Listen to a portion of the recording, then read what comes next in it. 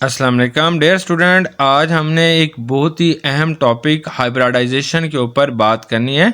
Hybridisation से एक question लाजमी तौर पर एमडी कैट, ईटा, नम्स और इसके एग्ज़ाम में लाजमी तौर पर आते हैं और आज हम इसको मुकम्मल तौर पर एक्सप्लेन करेंगे। हाइब्रिडाइजेशन को कैलकुलेट कैसे करना है, हाइब्रिडाइजेशन से रिलेटेड एमसीक्यूज़ कैसे आते हैं उनकी भी मैं आपको प्रैक्टिस कराऊंगा और हाइब्रिडाइजेशन होती क्या है उसके बारे में भी यहाँ जो है मुकम्मल और मुख्तसर तफसील के साथ ना भूलने वाली बातें यहाँ पे की जाएंगी।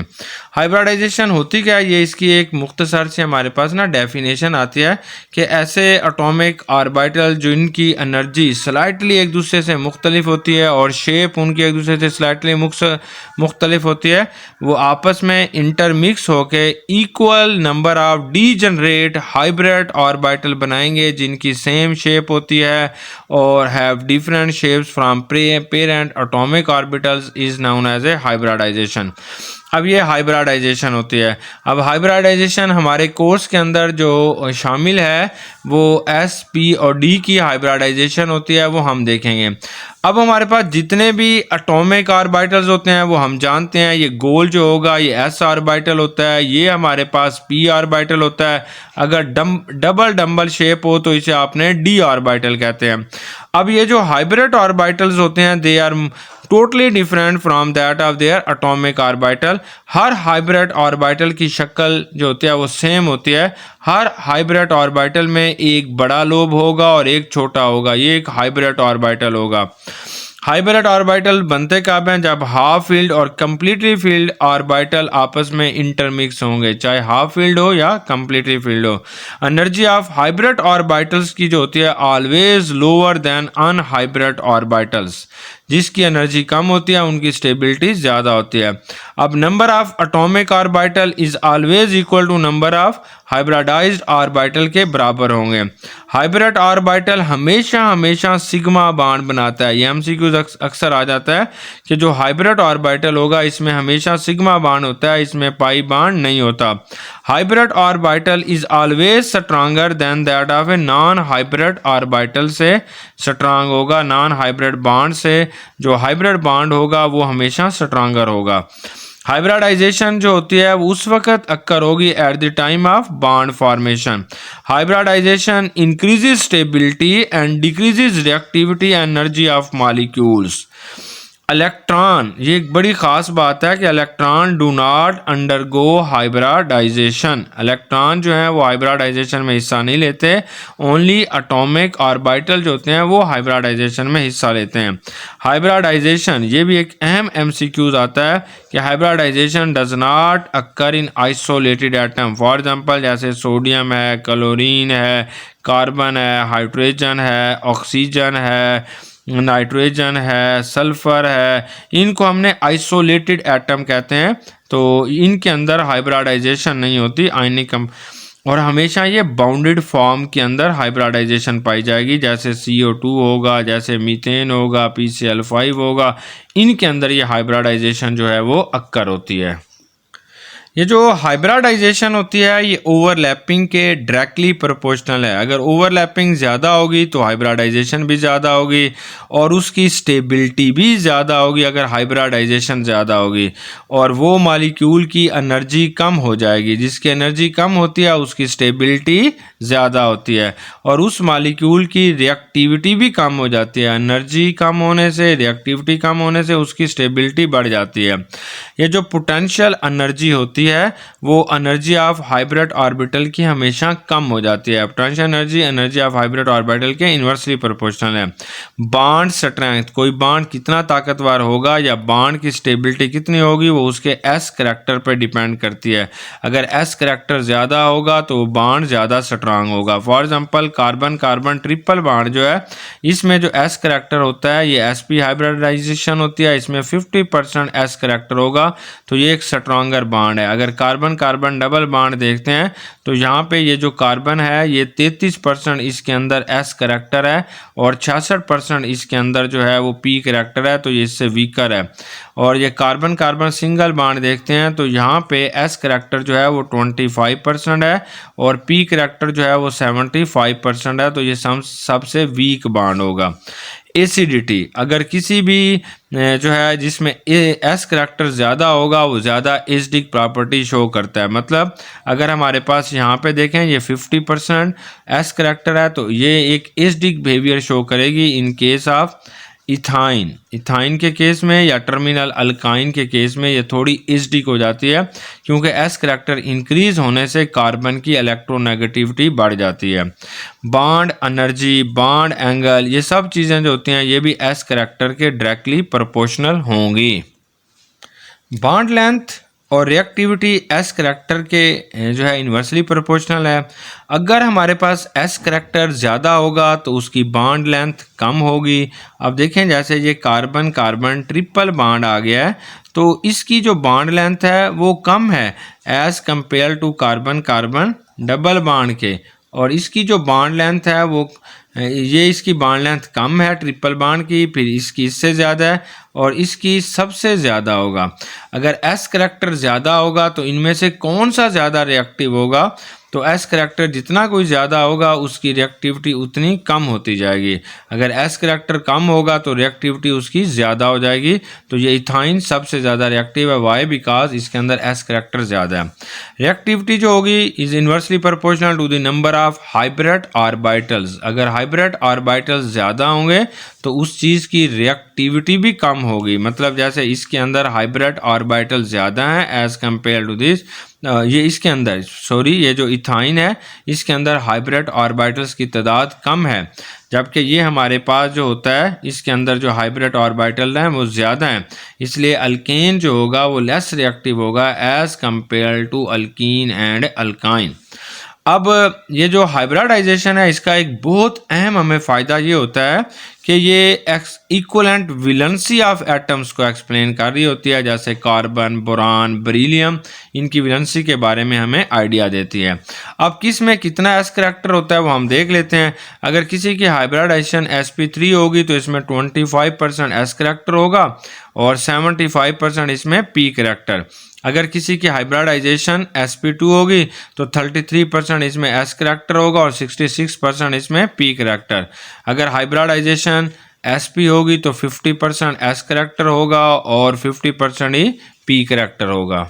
अब यहाँ से भी एक थोड़ा सा डिफ्रेंशिएशन आ जाता है कि हाइब्रिड ऑर्बिटल्स और एटॉमिक ऑर्बिटल्स में क्या फ़र्क होता है।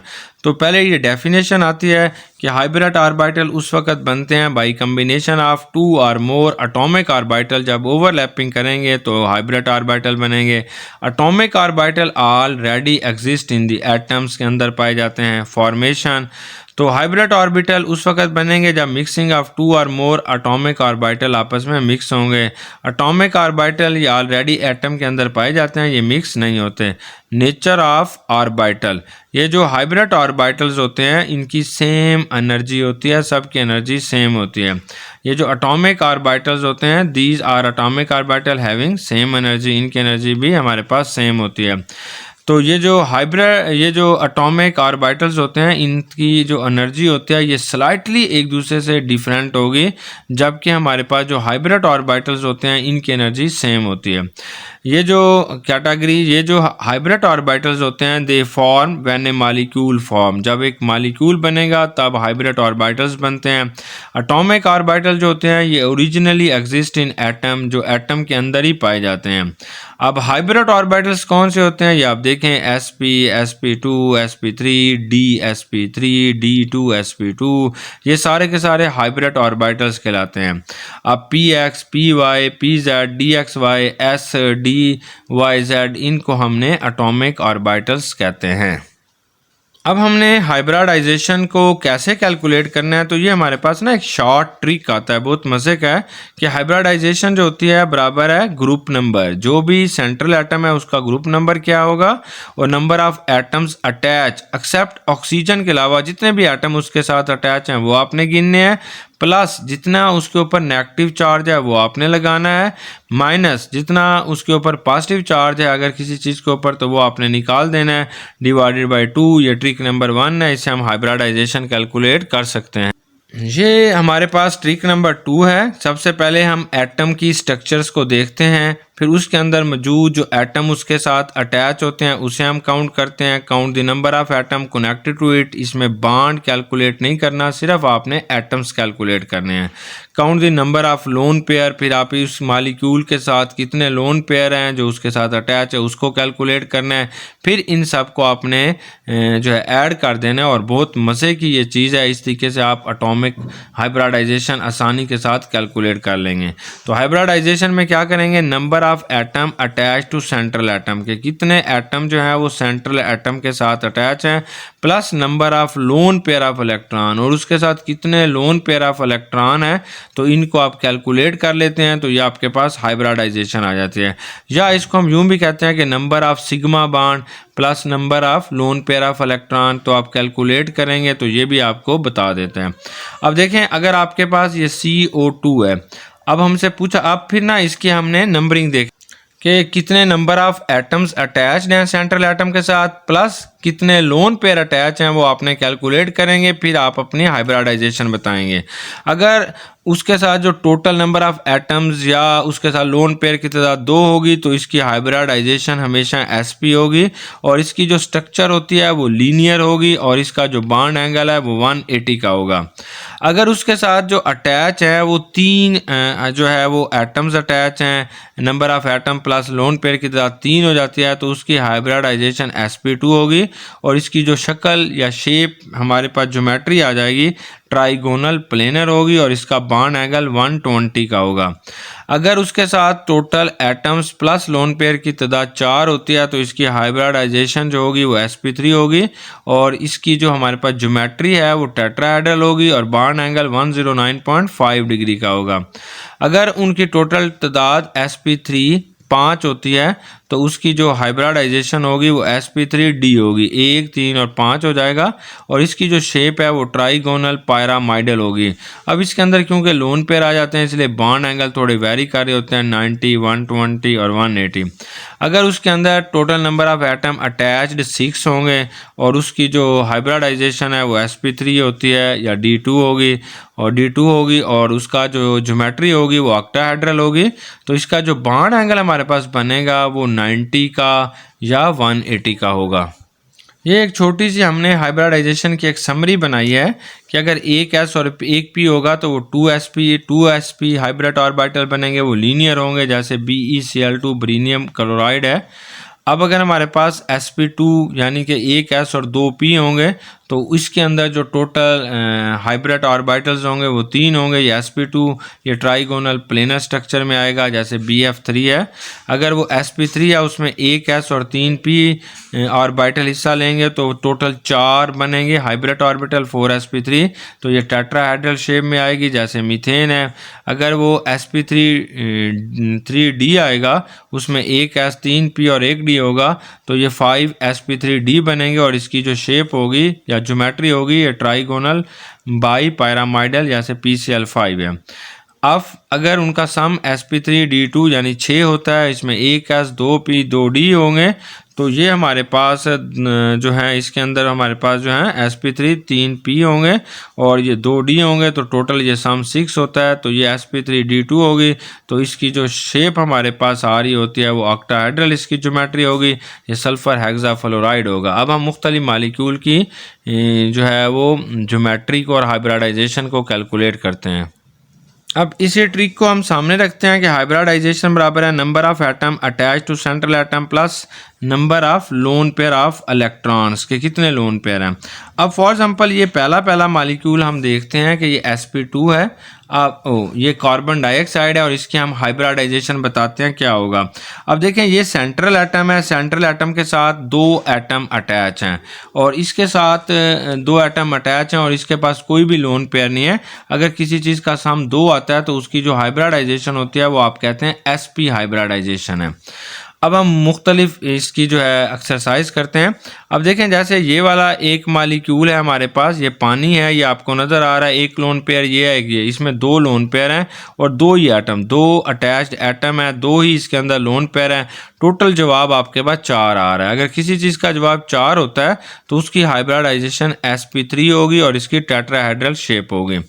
अब इस मालिक्यूल का आप देखते हैं, यानी ये इथेन है, तो इस कार्बन की अगर आपने हाइब्रिडाइजेशन देखनी है तो इसके साथ 4 एटम अटैच हैं और इसके साथ लोन पेयर कोई नहीं है, तो टोटल जवाब 4 आएगा। तो इसकी हाइब्रिडाइजेशन भी sp3 होगी।